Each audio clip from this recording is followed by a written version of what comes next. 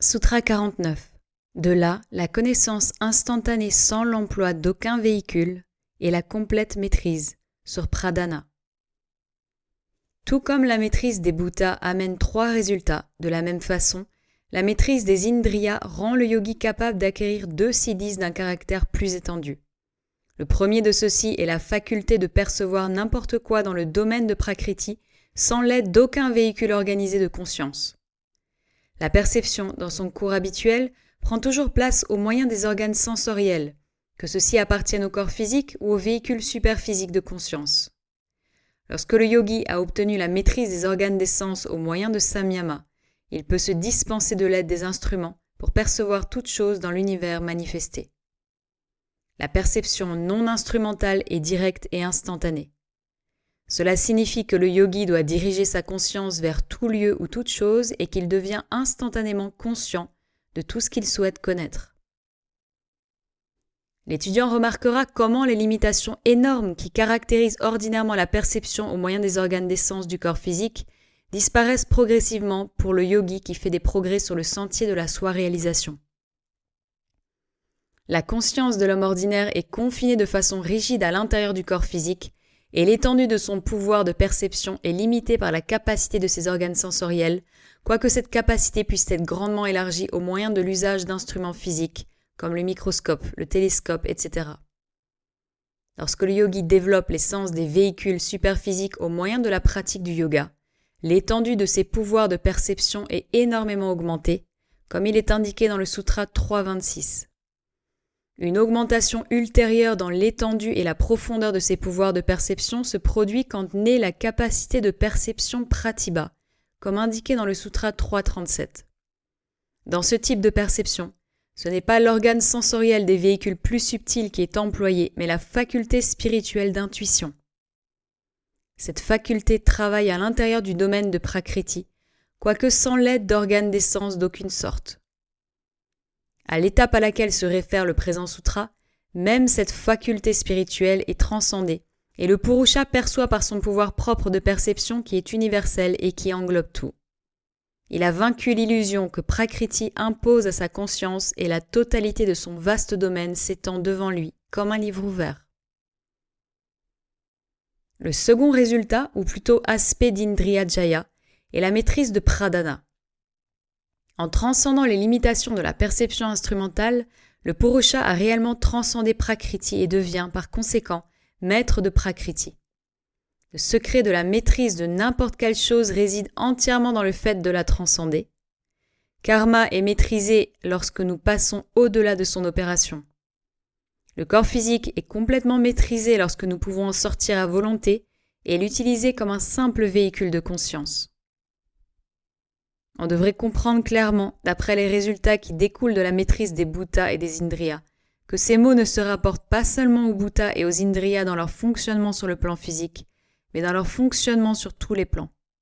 Car il y a aussi une connaissance au moyen des organes des sens sur les plans superphysiques, quoique le mécanisme de connaissance diffère d'un plan à l'autre.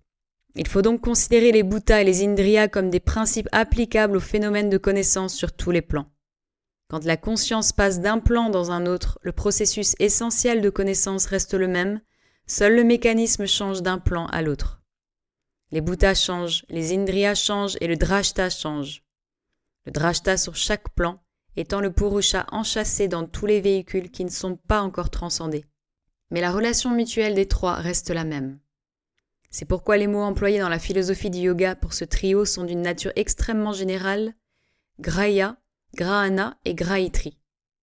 On verra donc que la connaissance du non-soi par le soi sur le plan physique est la manifestation la plus basse de ce processus de connaissance impliquant la relation sujet-objet, et que le processus devient de plus en plus subtil jusqu'à ce que les bhutas et les indriyas soient complètement maîtrisés et que le purusha devienne indépendant de prakriti. Un autre point important que l'on devrait conserver présent à l'esprit est que l'expression vikarana bhava signifie non seulement la connaissance sans l'emploi d'aucun instrument, mais aussi l'action sans l'emploi d'aucun instrument. En obtenant le pouvoir de connaître sans aucun instrument, le yogique transcende les gnanendriyas. En atteignant le pouvoir de l'action sans aucun instrument, il transcende les karmendriyas.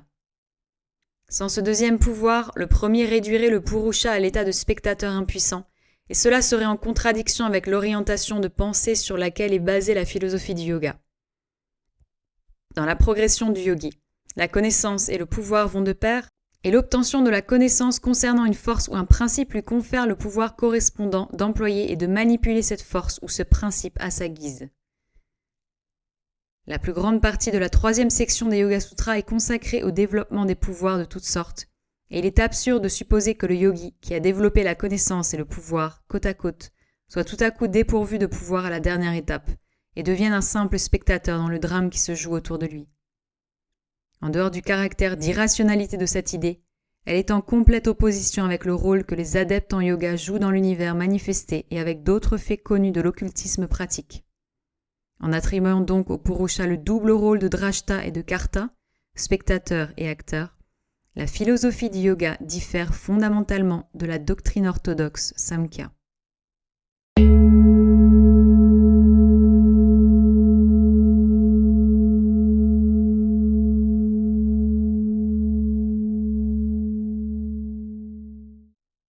Sutra 50. Seulement de la compréhension de la distinction entre sattva et purusha provient la suprématie sur tous les états et formes d'existence, omnipotence, et la connaissance de toutes choses, omniscience. Vikarana bhava, qui est obtenu par Indriya Jaya, donne le pouvoir d'exercer la perception et de manipuler toutes les forces qui sont à l'œuvre à l'intérieur du domaine de Prakriti, sans l'aide d'aucun instrument. Il ne confère pas au yogi l'omniscience et l'omnipotence. Celles-ci ne peuvent être atteintes qu'en devenant pleinement conscients, au moyen de samyama, de la distinction entre sattva et purusha. Vikarana bhava est, cependant, une condition préalable au développement de l'omnipotence et de l'omniscience, parce que celles-ci sont sans limite et ne peuvent fonctionner au moyen d'un instrument qui est, par sa nature même, limité. C'est seulement sur les fondations de Vikarana bhava que la superstructure de l'omniscience et de l'omnipotence peut s'édifier. On devrait noter que la maîtrise de pradhana dont il est question dans le Sutra 349 peut être atteinte simplement en séparant le drishyam du drashta. Mais en voyant le drishyam en dehors de lui-même, le drashta voit encore et il est donc identifié à la guna sattva, qui est la base même de perception. Aussi longtemps que cette identification persiste, il est limité parce que la guna sattva est aussi à l'intérieur du domaine de prakriti. Il ne peut donc exercer l'omnipotence et l'omniscience. Ce n'est que lorsqu'il est capable de comprendre qu'il est séparé du pouvoir de vision, ou sattva, qu'il sort complètement du domaine de prakriti et peut exercer l'omnipotence et l'omniscience. Le grahitri doit se comprendre comme étant séparé non seulement de grahya, mais aussi de grahana pour devenir tout à fait libre de limitation. Ce sutra confirme aussi l'opinion exprimée en traitant le sutra précédent que le purusha a le double rôle de spectateur et d'acteur. Non seulement il gagne de plus en plus de connaissances, mais aussi il exerce les pouvoirs que ces connaissances lui confèrent. Il devient non seulement omniscient, mais également omnipotent. Le fait que les deux fonctions soient mentionnées dans ce sutra comme étant séparées semble ne laisser aucun doute sur ce point. Pourquoi donc semble-t-il qu'il y ait continuellement une insistance sur l'aspect connaissance dans les Yoga Sutras et que l'aspect de volition y soit rarement mentionné? Évidemment, c'est parce que le pouvoir est un produit de la connaissance et est inclus pour toutes les fins pratiques dans la connaissance du type que le yogi acquiert. L'étudiant ferait bien de comparer ce sutra avec le sutra 336. La méthode prescrite dans le sutra 350 conduit à l'omniscience et à l'omnipotence, tandis que dans le sutra 336, elle conduit seulement au développement de pratibha, c'est-à-dire la vue, l'ouïe, etc. La différence dans les résultats qui suivent est due au fait que la connaissance de Purusha, dont il est question dans le Sutra 336, est partielle, tandis que celle qui est mentionnée dans le Sutra 350 est complète. À la fin d'une éclipse totale de soleil, il n'y a au commencement qu'une partie du soleil qui sort de l'ombre, mais cette portion devient de plus en plus large jusqu'à ce que le soleil soit tout à fait dégagé de l'ombre portée par la lune. Ces deux étapes serviront à jeter quelques lumières sur la séparation partielle et complète du Purusha d'avec Prakriti, mentionné dans les deux sutras.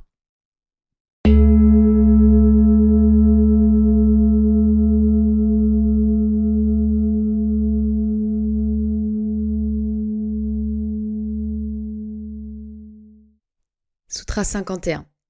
Par le non-attachement même à cela, la semence même de la servitude ayant été détruite, s'ensuit Kaivalya. Lorsque l'omniscience et l'omnipotence se sont développées comme résultat de la conscience de la distinction subtile entre le Purusha et Sattva, le yogi est sorti de la sphère de Prakriti. Mais s'il y a attachement à ces pouvoirs transcendants, qui ne peuvent être exercés que dans le royaume de Prakriti, il est encore en un sens dépendant de Prakriti, et est donc assujetti à elle. La maîtrise d'une chose n'implique pas nécessairement l'indépendance vis-à-vis de cette chose et, aussi longtemps qu'il y a dépendance, il y a servitude. De la même façon, l'omnipotence et l'omniscience signifient la maîtrise de Prakriti, mais, à moins que l'attachement du yogi de celle-ci se soit détruite, il en dépend et n'est par conséquent pas tout à fait libre. Et puisque l'état de Kaivalya est un état de complète liberté, il ne peut être atteint qu'après que cette sorte d'attachement a été détruite par Vairagya. Le yogi ne doit pas avoir le moindre attachement ou la moindre attraction pour ses pouvoirs, même lorsqu'il peut avoir à les exercer. Il est évident que le voyage vers Kaivalya est un processus d'atteinte d'états de plus en plus haut de connaissances et de pouvoir, pour les écarter à tour de rôle en vue du but ultime.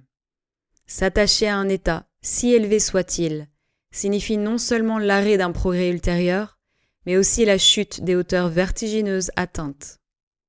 Le voyageur doit aller de l'avant sans s'arrêter jusqu'à ce que le but final soit atteint. Il est alors libéré de ce danger.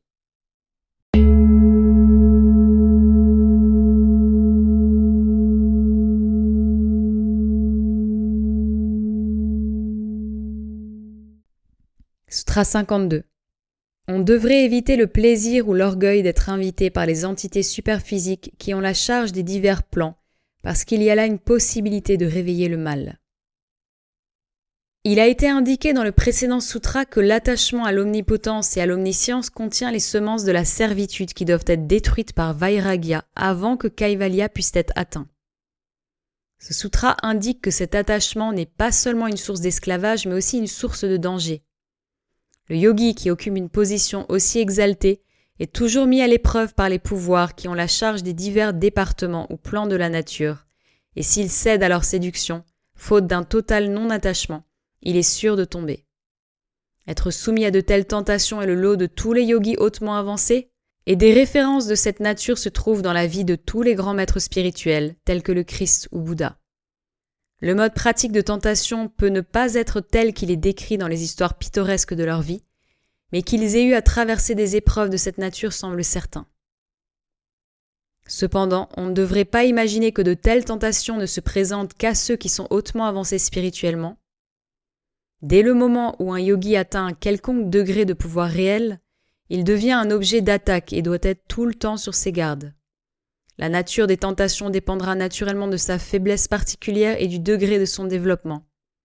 Tandis que le débutant, essayant de pénétrer de force dans le plan superphysique suivant, peut être tenté simplement par des élémentales. Ceux qui ont atteint un haut degré de connaissance et de pouvoir deviennent l'objet d'attaque par de grands devas, ayant la charge de divers départements de la nature. Plus le stade est élevé, plus subtile est la tentation et plus grand le degré de vairagya nécessaire pour contrecarrer la tentation. On ne doit pas non plus supposer que cette tentation constante par ses pouvoirs provient de leur malice. Leur travail devrait être considéré comme une force bénéfique travaillant dans la nature, qui nous met à l'épreuve à chaque pas, afin que nous puissions nous débarrasser de nos faiblesses et devenir capables d'avancer d'un pas ferme vers le but. L'étudiant devrait essayer d'imaginer ce qui se produirait s'il n'avait pas de tels agents au travail. Ceux qui foulent le sentier de la soi-réalisation resteraient inconscients de leurs faiblesses, liés à des étapes inférieures et incapables de faire d'autres progrès.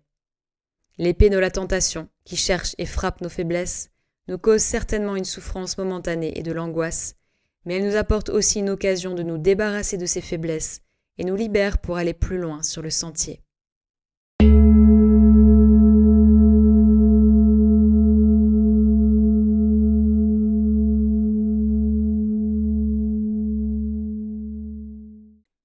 Sutra 53. La connaissance née de la conscience de la réalité en accomplissant samyama sur le moment et le processus de sa succession.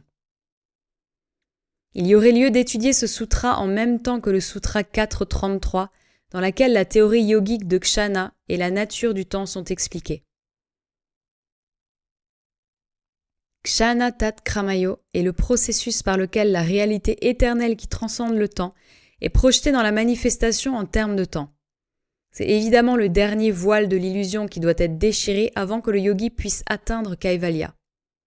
La technique pour déchirer ce voile final est la même que dans les cas des autres, samyama. La connaissance obtenue comme résultat de l'accomplissement de samyama sur le processus du temps est la plus haute sorte de connaissance qui puisse être atteinte, même plus haute que l'omniscience dont il est question dans le Sutra 350. Elle est appelée Vivekajam Dhyanan, la connaissance née de la perception de la réalité.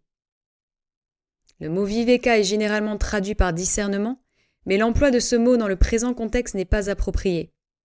Le mot discernement désigne ordinairement ce processus de discernement spirituel qui nous rend capables de détecter les illusions de la vie et de découvrir la réalité relative cachée derrière elle. Mais le mot viveka, dans le contexte présent, signifie la pleine conscience de la réalité ultime. Essentiellement, le processus est le même dans les deux cas et il implique de passer d'un état de conscience moins réel à un état plus réel. Mais la différence en degrés est si énorme que l'emploi du mot vague de discernement pour cette découverte finale ne peut pas donner une conception adéquate du changement impliqué. Il est donc mieux de traduire l'expression Vivekajam Dhyanan par conscience de la réalité ultime, parce que l'emploi du mot connaissance en rapport avec cet état exalté de conscience ne semble pas convenir. Un état de conscience qui transcende l'omniscience elle-même ne peut pas être appelé la connaissance. Il est préférable d'employer pour cela l'expression donnée ci-dessus.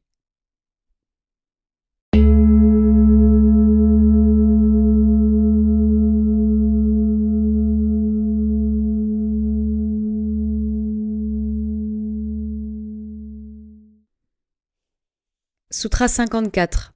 Venant de cela, la connaissance de la distinction entre les semblables qui ne peuvent pas être distingués par la classe, la caractéristique ou la position. Le fait que Vivekajam Dhyanan transcende le temps conduit à l'obtention d'un pouvoir particulier, intéressant du point de vue intellectuel. Le mot significatif dans ce sutra est pratipati. Que signifie-t-il ? Samapati est la fusion de deux choses apparemment séparées. Pratipati est la résolution de deux choses unies et inséparables à l'origine. Or, le fait que le yogi, s'il doit distinguer entre deux choses qui sont impossibles à distinguer par les méthodes ordinaires, c'est-à-dire par les différences de classe, de caractéristiques ou de position, pour avoir quelque idée de la méthode à adopter pour résoudre un tel problème, il est nécessaire de se rappeler que si deux choses sont exactement similaires et occupent la même position, cela veut dire qu'elles apparaissent et disparaissent alternativement dans cette même position. Et dans ces circonstances, le facteur temps seul peut établir entre elles une distinction. Vous aurez à les soumettre à une analyse du temps d'un pouvoir de résolution plus grand que la fréquence avec laquelle elles se remplacent l'une l'autre dans la même position. Mais la fréquence avec laquelle deux choses peuvent se remplacer l'une l'autre de cette façon a une valeur limite, qui est la fréquence avec laquelle les kshana ou moments se succèdent l'un l'autre. Donc, quiconque peut aller au-delà du processus du temps, dont il est question dans le dernier sutra, devrait être à même de distinguer entre deux telles choses. Les autres pouvoirs du yogi le rendront capable de distinguer entre deux choses apparemment semblables. Ce sutra ne s'occupe pas des similitudes ordinaires, mais des similitudes d'une nature très subtile, qui mettent même l'omniscience en échec. Car ceci dit, comme le montre le contexte, arrive le dernier de tous, même lorsque le temps est transcendé et que le yogi est établi dans l'éternelle réalité, qui transcende toutes les limitations et les illusions.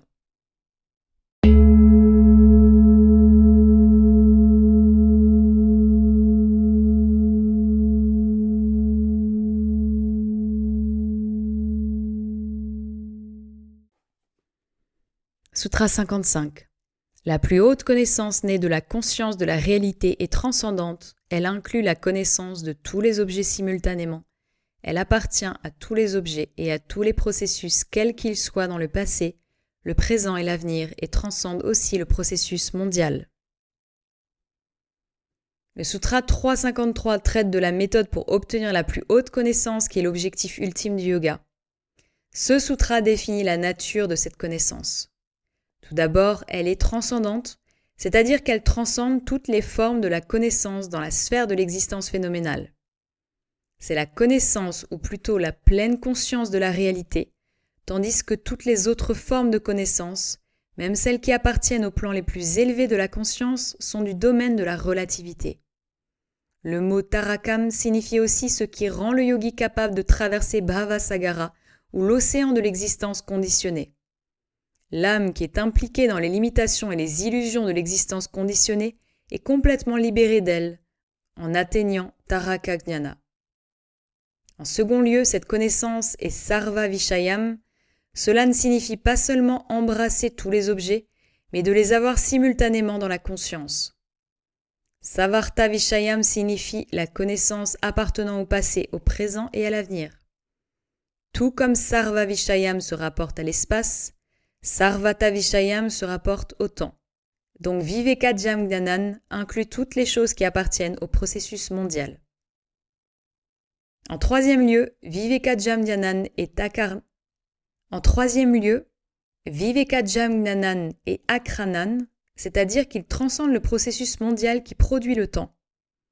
Dans le monde du relatif qui est soumis au processus mondial, les choses prennent place l'une après l'autre. Et c'est ce qui produit l'impression du passé, du présent et du futur. Dans le monde de la réalité, qui est au-delà du processus mondial, le temps ne peut pas exister, et cette condition hors du temps est appelée l'éternel. Ce n'est pas une simple hypothèse intéressante. Le temps, selon les plus grands occultistes et les mystiques, n'a pas de réelle existence. C'est seulement une impression produite dans la conscience par la succession des phénomènes qui sont produits par le processus mondial. Donc, quand le yogi transcende le processus mondial, il arrive à vaincre l'illusion du temps.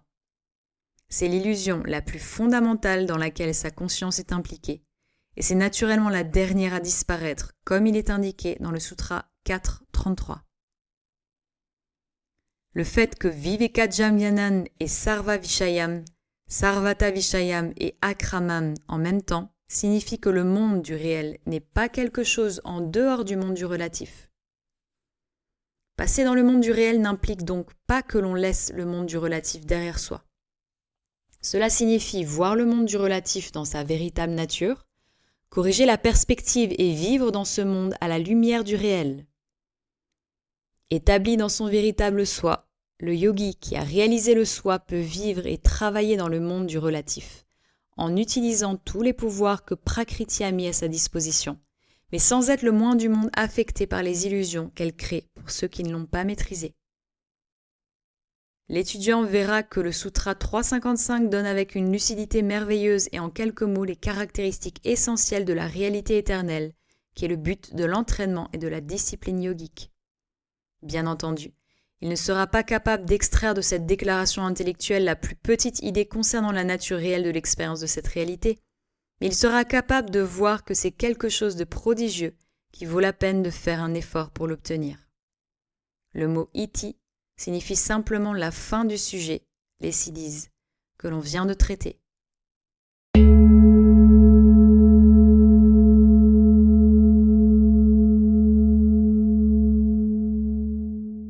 Sutra 56. Kaivalya est obtenu lorsqu'il y a égalité de pureté entre le Purusha et Sattva. Ce sutra complète l'idée déjà traitée en partie dans le Sutra 3.36 et 3.50. Dans le 3.36, on a indiqué que Sattva et Purusha, quoique ordinairement indiscernables l'un de l'autre, sont tout à fait distincts et qu'il est possible de connaître le Purusha en dehors de Sattva. Dans le Sutra 3.50, on a clairement indiqué que c'est seulement en connaissant le Purusha complètement séparé de Sattva que les limitations que Prakriti place devant la connaissance et le pouvoir de Purusha peuvent être détruites. Mais cette réalisation de la nature entièrement distincte de Purusha et de Sattva ne peut pas se produire soudainement. Elle procède par étapes et à chaque compréhension plus large de la nature distincte du Purusha et de Sattva, le yogi approche plus près de son but de complète liberté des limitations et des illusions. On devrait noter que la purification de Sattva signifie en fait cette réalisation progressive de la part du yogi et non un quelconque changement de substance dans sa nature. La conscience croissante de la réalité qui accompagne cette réalisation n'est pas non plus en rapport avec un changement substantiel quelconque. C'est une simple question de réalisation. C'est pourquoi elle est appelée Vivekajam Gnanan. La purification de sattva et de purusha devient égale quand le yogi a réalisé pleinement la distinction entre le purusha et sattva. Sattva, ou perception du yogi, est libre de l'illusion d'identité apparente du purusha et de sattva, et la réalisation de soi du purusha est libre de toute identification de soi avec sattva. Quand les conditions mentionnées ci-dessus existent, la présence de sattva ne gêne pas la réalisation de soi du yogi. Il peut rester dans le domaine de prakriti et cependant être en pleine réalisation de sa nature éternelle. À partir de ce sutra, il est clair que Kaivalya ne signifie pas nécessairement la séparation de Purusha et de Prakriti. Si Sattva a été purifié jusqu'au degré nécessaire, le Purusha peut fonctionner à travers Prakriti, en pleine réalisation de sa nature réelle et toujours libre. Donc c'est la réalisation de son Svarupa, au degré le plus plein, qui est la caractéristique et la condition indispensable de Kaivalya et non la séparation de Prakriti. L'isolement de Kaivalya est donc subjectif et pas nécessairement objectif. Les véhicules qui ont été construits et perfectionnés par lui dans le royaume de Prakriti peuvent alors être utilisés par lui pour toutes sortes de travaux, sans égoïsme et sans aucune espèce d'illusion. Tels sont les hommes parfaits de l'humanité, les adeptes du yoga qui sont les maîtres de la science sacrée et qui guident l'humanité dans son progrès vers la perfection.